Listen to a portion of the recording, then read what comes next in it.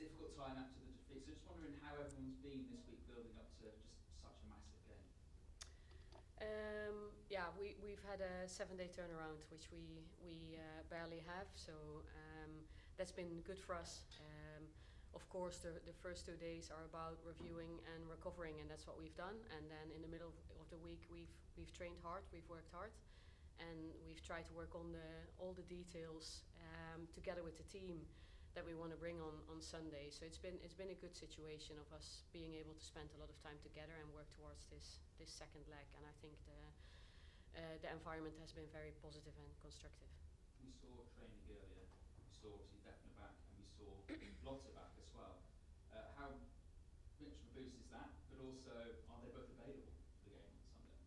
Yeah, so they trained today. The plan for them is to train tomorrow, and then they will be available for Sunday. So, but everyone still needs to come through training tomorrow, as always.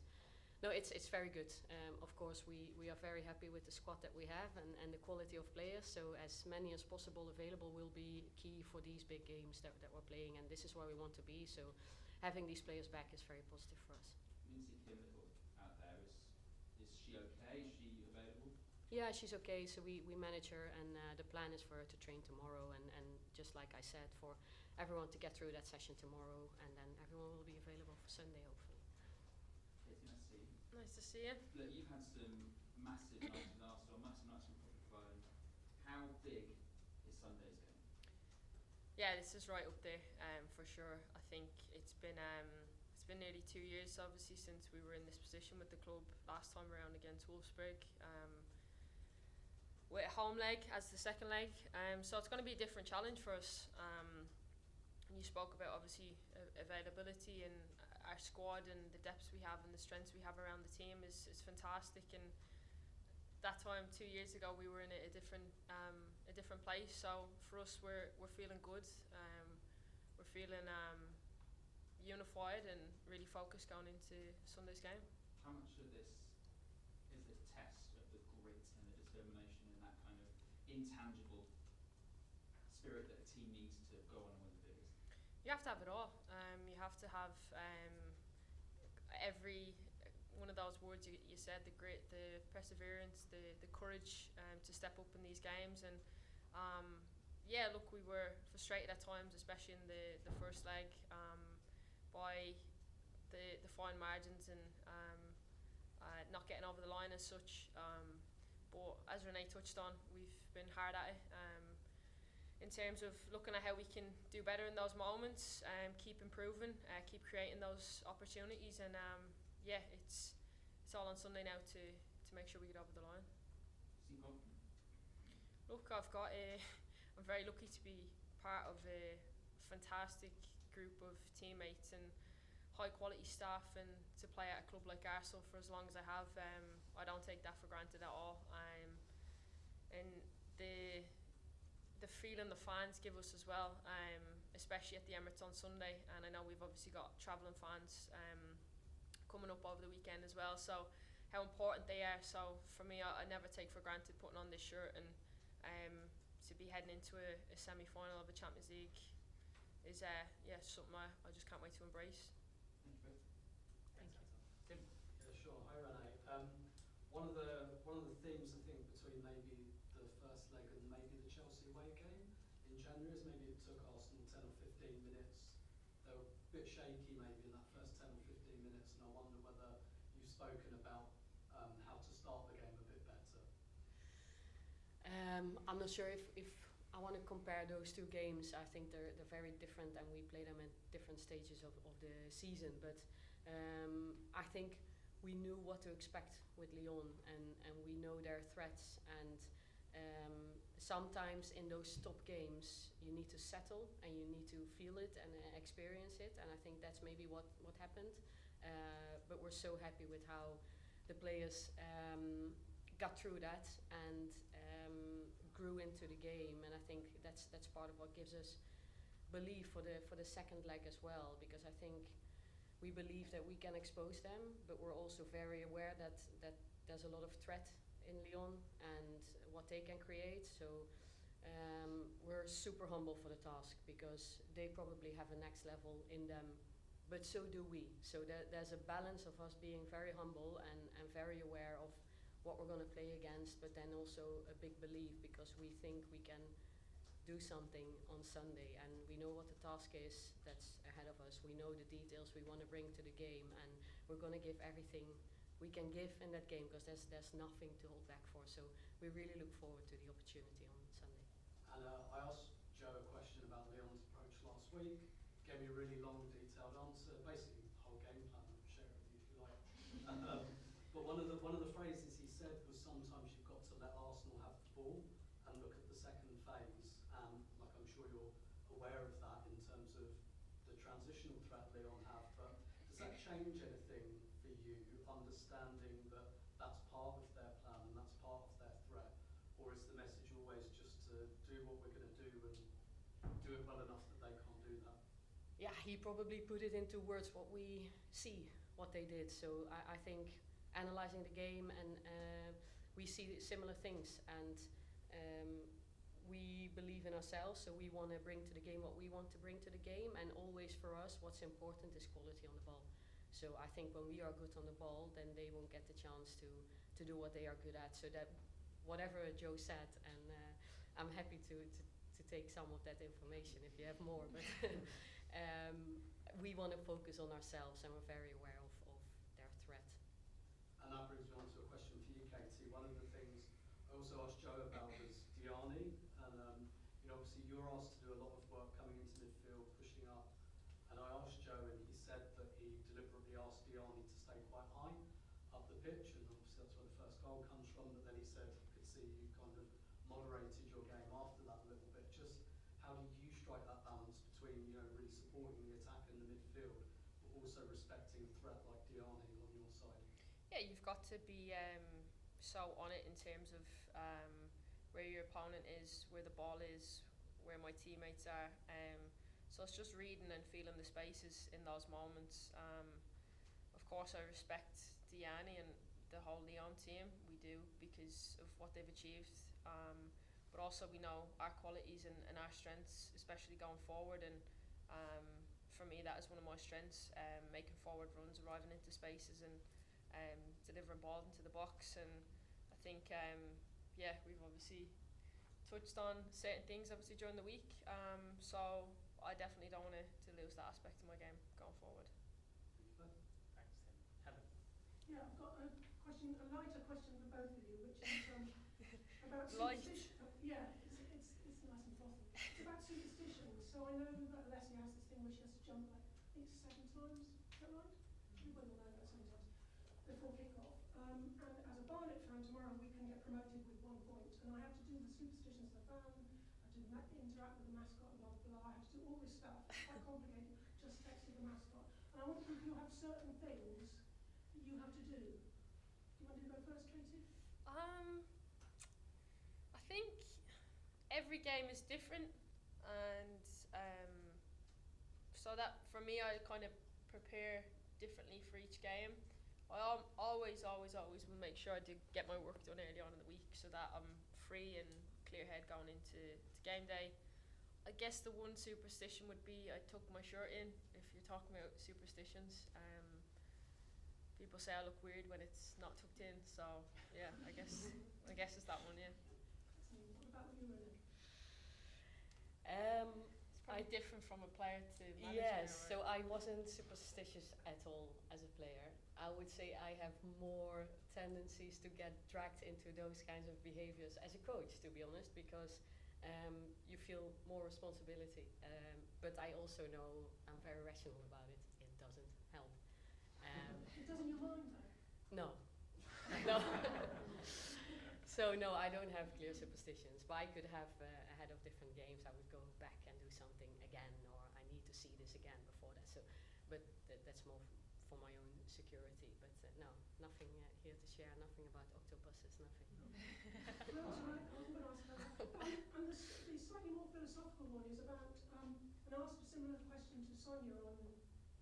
I'm talking actually my best pal. She's not obviously, but I talked to Sonia on that store on Tuesday.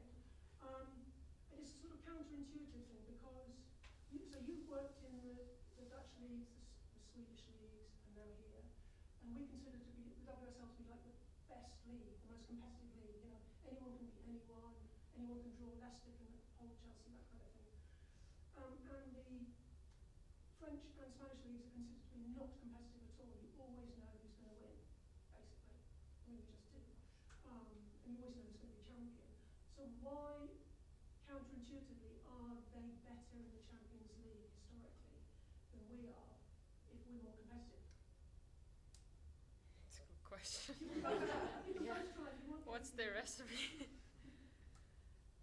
Is that a question to both of us? Yeah, Or? it doesn't make sense to me. I just don't understand it. I think either way it's speculating, but I think if you look at Lyon in France and Barcelona in Spain, for example, they are the teams that have been investing the longest and the most for a long time. So even though maybe the leagues aren't competitive, they still get their competitive moments, and they get competition in training if you look at their squads. So that would be my speculation around the theme you bring up. But yeah, it's hard to know. But I agree with you that the WSL is very competitive, which is very good for English football. What do you think, Katie? I agree with Renee. Don't go against the gaffer. Thank you, Navi. Sandra. Hi Katie, hi Renee. Question for both of you. This season in Europe we've seen Arsenal seem to have a thing about coming back, whether it's in the group stage and responding to that loss against Bayern Munich, and then beating them in the rain-soaked Meadow Park, but then also with what you did against Real Madrid. How important psychologically is it for you, Renee, as a coach, but then also for the players to know that you can do that, you can overturn it, particularly when you're going up against some of the toughest teams? Well, of course, you want to set up yourself so you don't have to overcome setbacks. That's the starting point. But we also know that in sports it will happen, because the further you go, the better teams you play against, this will happen. You're going to play against good teams, good players. So what happens with us when we are in that situation and we have to come back within those 90 minutes or in a second leg? And I think the team so far has shown so much strength in those moments, and I think that's key for us to be a winning team, that whatever happens, we stick to it, we keep on going, we have a mindset on winning, we persist, and we keep on believing in what we're doing, and we're aligned on that. And I think that's what the team has been showing. They've invested so much, the players, into these processes, and I think that's why we've been able to turn things around before, and that of course gives us belief for the future as well.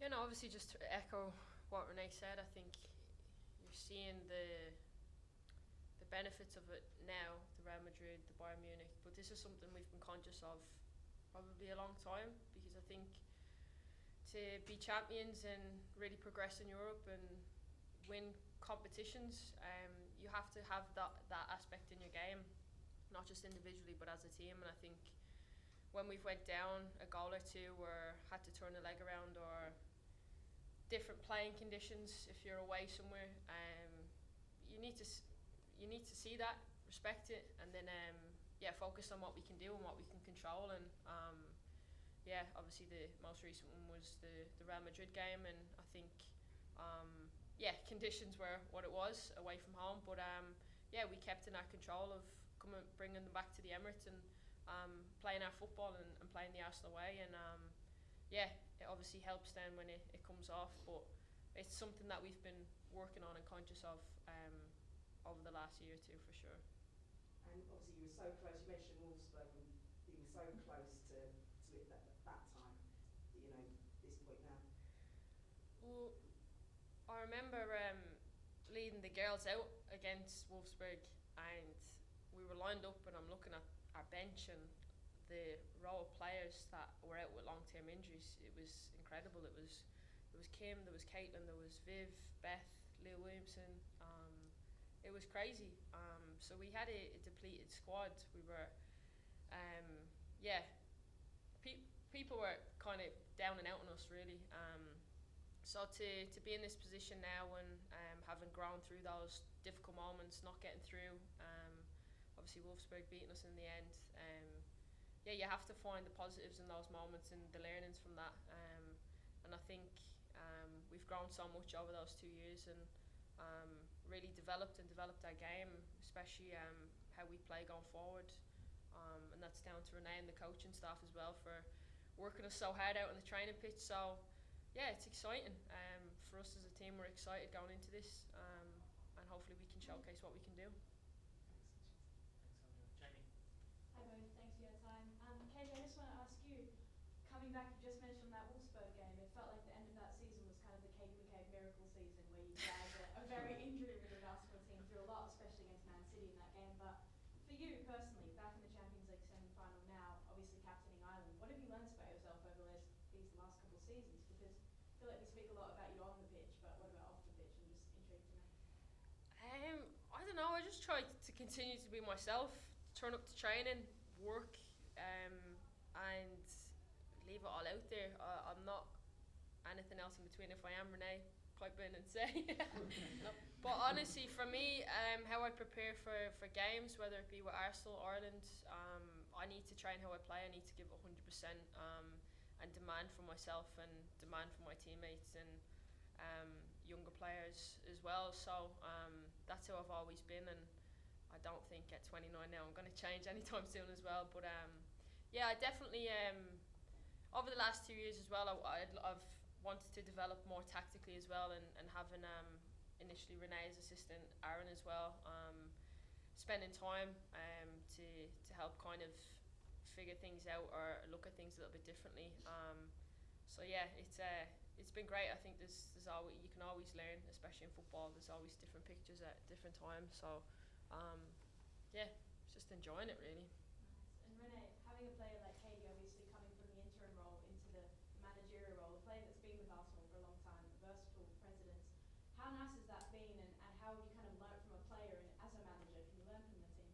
Oh, absolutely. And I think there's a couple of players in the team, like Katie is a part of, that have been here for so long. So they understand the club so well, and they know where the club comes from and where we want to go so clearly. And so it's so good to work with them. And I think with Katie, when you say working with Aaron and me and developing the tactical game, I think Katie's tactical understanding is on a very, very high level.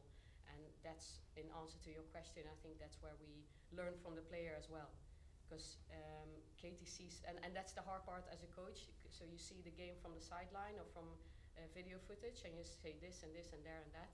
But then the player on the pitch has a totally different view on, like literally a different view, a different perception of the game.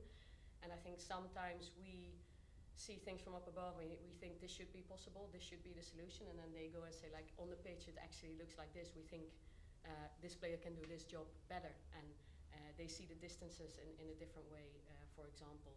So we learn a lot from the players, and Katie is definitely one of them. So when you say developing tactically, it's both ways. We're being really nice to each other. Yeah, we go and fight. But And then just building off that, I'm interested because I remember after the Real Madrid home leg, you said there was a moment, I think every fan's heart dropped when Caitlin Ford runs it straight to goal rather than the corner flag because you're trying to preserve a lead. But you said the players felt like there was more in them, and those conversations with the players, are they regular? Do you kind of consult the playing group? Is it more of a relationship when you're on an even battlefield? Well, I always tell myself in the morning or ahead of the weeks, there's so many things that need to be done in the morning before the players come in. Players come in 9:15, and our first team meeting starts 10:15. We are done with our meeting 9:30, and then I have a window of 45 minutes before the team meeting starts to spend with players, and that's my protected time with players. So I'd rather go up early in the morning, 6 o'clock, to do my work, or stay a little bit longer in the afternoon. So when the players are available, we want to connect with them, and that's something we want to commit to as a coaching staff. But we have to remind ourselves of it, because otherwise you get dragged into other work. So, but that's key for us, that we stay connected between staff and players, because we want to develop together. Brilliant. Thanks guys, best of luck. Thank you. Freddie. Hi both. Lotta signed a new contract earlier this week. I'd like to ask you both, but Katie, she was the creative director for her own video. Only Lotte. Only Lotte. Typical Lotte? And what did you make of her big pen to paper? You must be really pleased. Yeah, absolutely. When I first signed for the club, Lotte was in the squad as coming up from the academy. Her and Anna Patton at the time. And yeah, I mean, Lotte epitomises what Arsenal Football Club is in so many ways, and I think in the announcement video how creative she was, including people from the community, involving herself in North London. It was incredible, and Renee, obviously you mentioned it to the whole team before the team meeting that she was signing a new deal, and everyone was ecstatic over it. She's a fantastic player and brings so much to this team on and off the pitch. So we're very lucky to have her for the next few years. What's she been like, Renee, while she's been out injured? I guess she's been still a really important presence around the squad. Yeah, very important. Lotte is so important for the group. I think if I compare myself when I was in Lotte's age, I didn't understand the full picture as well as she does. I think she has the capacity to go away from herself and see the club, the team, what's needed for the greater good. So I think she's on such a high level. When she was out injured, someone made a comment to Lotte, "You're smiling, looks like you like to be on the game ready and in the gym." And she's like, "No, that's not why I'm smiling. I hate to not be on the pitch, but I'm smiling because I want to bring the energy to the team." So that's Lotte. And Arsenal's under-21s won their league this week. I wonder how closely you've kept an eye on their season. You must be really pleased for everyone involved. Yeah, it's so important for the club to be rewarded with winning the league, because I think so many people in the background are working so hard to work with the academy players and our young talents. And I think Elliot and all the other people, the staff in the background, have done an amazing job. And you can see how many players we get through to the first team, how many players we have on loans at the moment. So yeah, fantastic job. So very happy with that. And Katie, I think it's the highest number of travelling fans in terms of coming over from here to Lyon that Arsenal have had for a European game. How much does that mean, and how much does their support mean all season? Because even thinking back to the qualifier at Häcken, there were hundreds of them there as So well. loud, yeah. No, I think our fans are biased, but I think they're the best in the league, the best in Europe. I think wherever we go, whether it's in Europe or up north of England, wherever we're going, they're always there in numbers and cheering us on, singing the chants. They always make the new players feel so welcome by making up new chants for them, and that connection we have with them is something you can't buy. And for us, especially on Sunday, they're going to be so important for us to urge us on and encourage us, and give us the energy as they always do. I'm sure probably quite a few of them, their first Arsenal Women game was that Wolfsburg semi-final with the sellout, so it must be nice to know probably quite a few of them who saw that heartbreak will be on the plane on Sunday. Yeah, I hope so. I think, hopefully it's not the same result as their first game, but we always go out on that pitch and wear the shirt with pride, and we want to do the fans proud. So we know they'll be out in numbers cheering us on. Cheers. Thanks, Freddie. Lastly, Aisha at the back. Hi Renee and Katie. Renee, it seems a long time ago in September where you guys were almost out of the Champions League after that loss to Häcken, and now you've gone on this incredible journey. And I was just wondering, I guess from your perspective, how that development and what it is you think the most positive changes have been in that journey. I think we touched upon it before. It's how we persist and accept and get back from setbacks. I think how we are composed in those moments, because they will happen, especially like I said against the top teams. The further you get, the harder it gets. So they will happen. So in game, but also between games, us coming back and staying persistent and composed in everything we do and keep on believing in the process. I think that's been the biggest strength of the team, definitely. And Katie, it looked like really great vibes out there in training today. The music was blaring, being ready for the weekend came on. From your guys' perspective, how important is that sort of fun and relaxed almost atmosphere ahead of such an important game? Yeah, I think we had a day off yesterday, and the coaches introduced the music for the rondos, and it's just more to get that, as you said, good energy flowing, good vibes. But once the music goes off, we are straight to work. We are working obviously in the rondos, but it's full focus on what we're doing. It's nice to have good camaraderie around the team, which is always a positive thing, and it unifies us, and that's what we have to be. We have to be unified going into Sunday as a whole club, and obviously fans including that as well. And you mentioned in your answer to Sandra, to be champions we need to. Do you have that belief that you guys can go on and be champions in this competition? I believe on Sunday we can go in and be positive and score goals. We have the quality, we have the class around the team, but we have to be on it. We have to be on it from the get-go. We've spoken about obviously Lyon and their strengths, but we know what we can do, and we have the belief we can go and turn it around on Sunday. Thank you. Good luck. Thank you. Awesome. We'll leave it there, guys.